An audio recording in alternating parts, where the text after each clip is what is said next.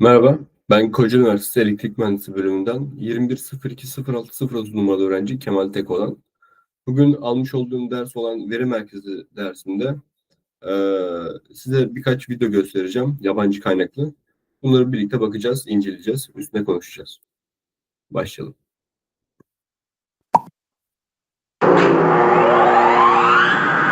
Hey there guys, Paul here from the engineeringmindset.com. In this video, we're going to be looking at data center HVAC with a focus on the cooling systems used. We'll compare how the different strategies work and how to improve the efficiency, especially with the new growing trend of using computational fluid dynamics or CFD software, and we'll also run some simulations to show just how powerful this is. Data centers are rooms of computer servers which provide networking and internet-based services. They range in size from a small single room serving a single organization, and they scale all the way up to enormous internet giants such as Google and Facebook. More and more data centers are opening each year as we use and increasingly rely on the internet and remote services to store, access, and stream our data. With this growing trend, it's important that the buildings run as efficiently as possible. As the data centers are operational 24/7, they can consume vast amounts of electricity, and as this electricity is used to power the servers and process all the data, it generates a lot of heat. This heat needs to be removed, otherwise the electrical components will overheat and fail or even catch fire. The energy consumption for a typical data center will be split with around 50% being used by the IT equipment, 35% on cooling and HVAC, 10% on electrical infrastructure and support, and around 5% on lighting. The electrical demand for data centers really does vary, from just a few kilowatts up into the megawatts depending on the size and the location. So we're going to look at a few examples of data centers and their air conditioning systems, as well as the efficiency improvements that can be made. The first part we'll briefly cover is the non-data hall areas. These are the areas where staff are normally located, the security guards, the engineers and technicians, etc. And these cover the areas of the offices, the toilets, the workshop and rest areas. These areas will be served by a separate mechanical ventilation system and will use either an air handling unit or a rooftop unit to distribute conditioned air to suit the thermal comfort needs of the humans. They might also use a separate split unit heat pump or VRF system for temperature control in these areas. I won't go into too much detail in this segment as we've covered these in our previous videos on chillers, AHUs, RTUs. We also have videos on VRF, heat pumps and split AC units. If you want to learn more on these, links are in the video description below. Coming over to the server room, one of the most common methods currently used is to place the server racks onto a raised floor and then use computer room air conditioners or crack units to distribute the conditioned air to the server racks. The crack units have heat exchangers inside which are connected to refrigeration units or chilled water systems to remove the heat from the server racks. Some can also humidify or dehumidify the air. That's very important in order to control the static electricity in the air. They have filters inside to remove dust from the room, as well as a fan to circulate and distribute the air. For extra efficiency, the crack units should use energy-efficient filters, EC or electronically controlled fans, and pressure sensors in the floor void to precisely control the air supply rate. Placing temperature sensors on the intake grills of the server rack is often recommended to control the supply temperature from the crack units, as this matches the actual intake. The conditioned air will be forced by a fan in the crack unit into the void under the floor, and the small holes or grills in the floor tiles will allow the air to leave the void in strategic places. This air will collect the heat and rise up towards the ceiling. The crack units then suck this warm air back into the unit to be reconditioned.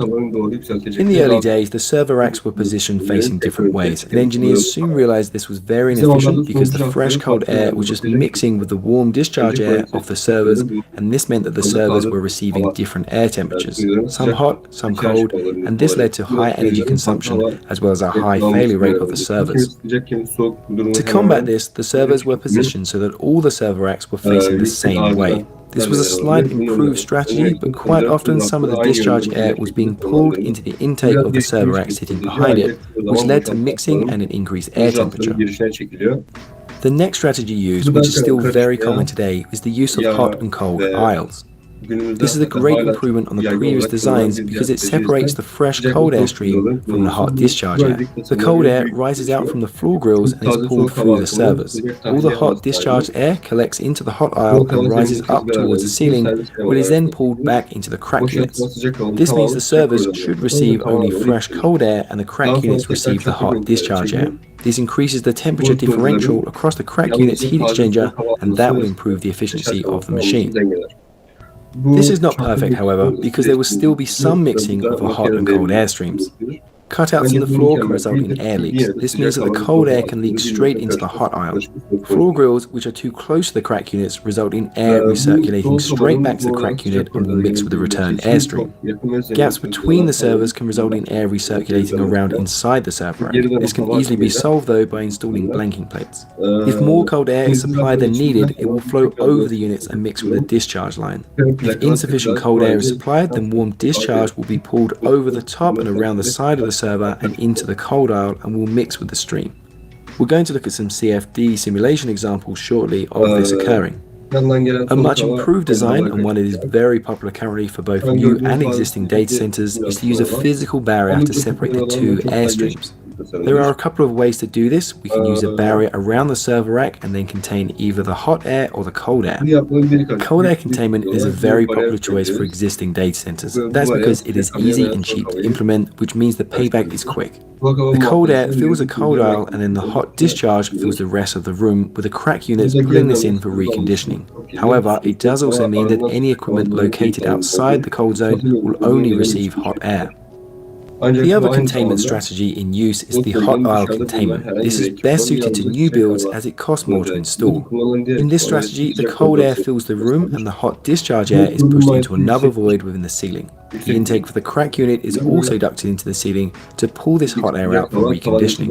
The hot aisle containment provides superior performance and also allows a slight buffer for cooling should the power or cooling system fail. We can actually compare the performance of different server room setups quickly and easily using CFD or computational fluid dynamics. These simulations on screen were generated using a revolutionary cloud-based CFD and FEA engineering platform by SimScale, who have kindly sponsored this video. You can access this software free of charge using the links in the video description below, and they offer a number of different account types depending on your level. It's not just limited to data center design. It's also used for HVAC, AEC, electronics design, as well as thermal and structural analysis. Just a quick browse on their website and you can find thousands of designs for everything from race cars, heat exchangers, pumps and valves, which can all be copied and used as templates for your own design. They also offer free webinars, courses and tutorials to help you build and run your own simulations. If, like me, you have some experience with creating CFD simulations, then you'll know that normally this kind of software is very expensive and you would also need a powerful computer to run it. SimScale, however, can all be done from an internet browser, and as they're cloud-based, their servers do all the work and we can access our designs from anywhere, which I'm really pleased about as it makes our lives as engineers a lot easier. So if you're an engineer, a product designer, a student or a hobbyist, then I highly recommend you try this out. Get your free account by following the links in the video description below. Okay, so the first design, we've used a standard hot aisle configuration. The arrows indicate the direction of flow and the colors indicate the velocity. You can clearly see there's a huge amount of recirculation occurring between the aisles, and I've highlighted these in the boxes. The second design uses partial hot aisle containment, with the third hot aisle at the end being uncontained.